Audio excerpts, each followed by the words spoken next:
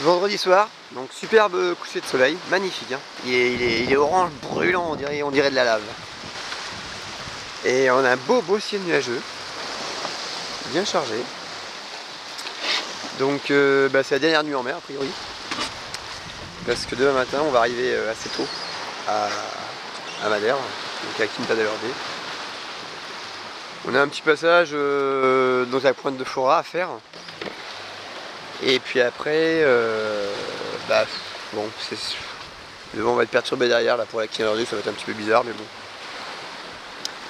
Donc voilà, donc, dans l'ensemble, il reste 60 000, c'est pas un truc comme ça. Alors j'ai un petit souci avec mon été, là, l'été s'est déterroné en haut.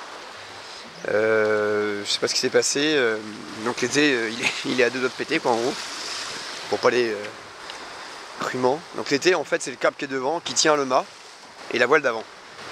Donc bon, comme monoportant par contre il n'y a aucun risque, enfin aucun risque. Donc là j'ai mis une drisse de spi pour le protéger. Donc dès que je vais envoyer mon phoque et que je vais affaler mon spi, je mettrai ma deuxième drisse de spi pour l'assurer. Et puis ce que j'espère juste du coup c'est qu'il n'y ait pas des grosses claques pour aller, enfin sous pas l'île de Fora mais pour aller Quinta del Orbe, entre Fora et Quinta del Orbe. Sinon il faut vraiment que je choque bien mon phoque, bien le laisser ouvert là-haut pour pas trop tirer sur l'été quoi. Donc voilà, donc l'été, bon bah voilà, le mât avait été changé l'été aussi, hop, un été à 9 à mètres.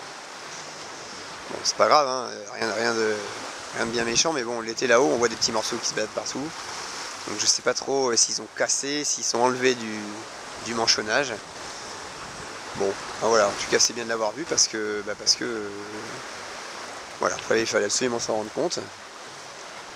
Et puis il me semble avoir entendu des petits bruits, etc. l'autre fois. Et donc ça veut dire que c'est depuis un petit moment, enfin un petit moment, ouais. Et quand l'autre fois j'ai mis ma voile d'avant, ça veut dire que l'été à mon avis devait déjà être comme ça. Donc ce qui me rend un peu confiance pour attaquer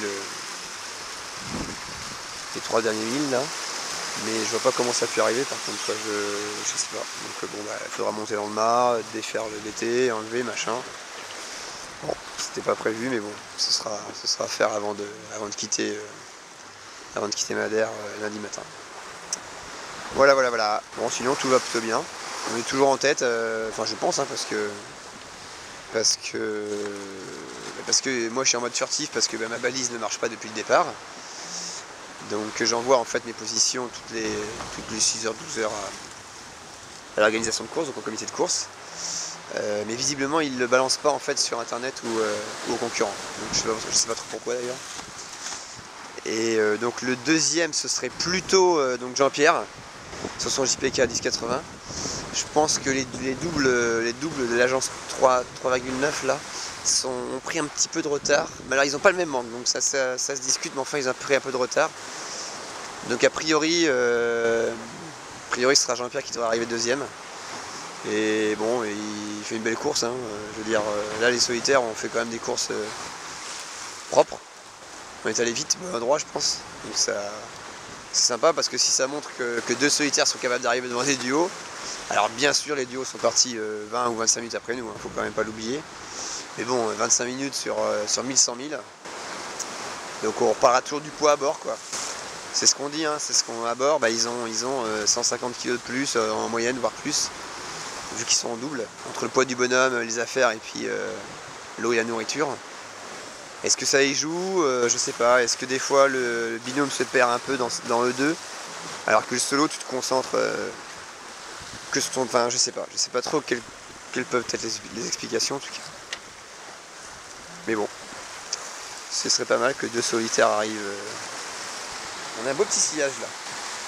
Il y a 17 nœuds là, puis ouais, le bateau il fait des petits surfs à 9 nœuds, 9 nœuds et demi. Donc c'est joli. C'est joli. Bon bah écoutez, je vais vous laisser, moi je vais attaquer ma petite nuit tranquille là. Donc cette nuit on va quand même essayer de faire avancer au mieux le bateau. Parce que faut pas oublier que bon voilà, c'est la première étape. Génial, super, mais que ça se fait en 2 étapes hein, cette course là.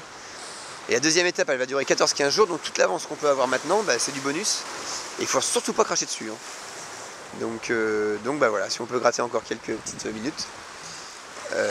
Donc là j'ai mis un waypoint parce que dans à peu près 4000 et demi je vais empanner.